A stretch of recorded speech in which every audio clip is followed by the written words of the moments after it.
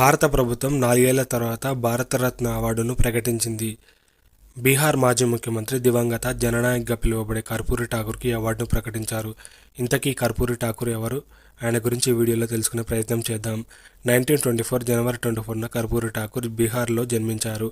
కర్పూరి ఠాకూర్ శత జయంతి సందర్భంగా భారతరత్న పురస్కారం దక్కడం విశేషం. స్వాతంత్ర ఉద్యమంలో పాల్గొన్న కర్పూరి ఠాకూర్ 26 నెలల పాటు జైలు శిక్ష అనుభవించారు. నిత్యం పేద ప్రజల సంక్షేమం కోసం, సామాజిక మార్పు కోసం ఆయన పనిచేశారు. అగ్రకులాలు రాజ్యమేలే బీహార్లో ఓబీసీ రాజకీయాలకు నాంది పలికారు. బీహార్ రాష్ట్రానికి 2 సార్లు ముఖ్యమంత్రిగా సేవలందించారు.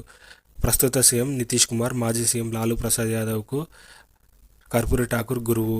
అణగారిన వర్గాల వారి కోసం పాటుపడి గొప్ప నాయకుడిగా పేరు పొందారు కర్పూరి ఠాకూర్. 1988లో కర్పూరి ఠాకూర్ కన్నుమూశారు. ఇప్పుడు ఆయన శత జయంతి సందర్భంగా భారతరత్న పురస్కారం దక్కడంతో ఆయన కుటుంబీకులు హర్షం వ్యక్తం చేస్తున్నారు. ఇలాంటి యూస్ఫుల్ కంటెంట్ను మరింత మందికి షేర్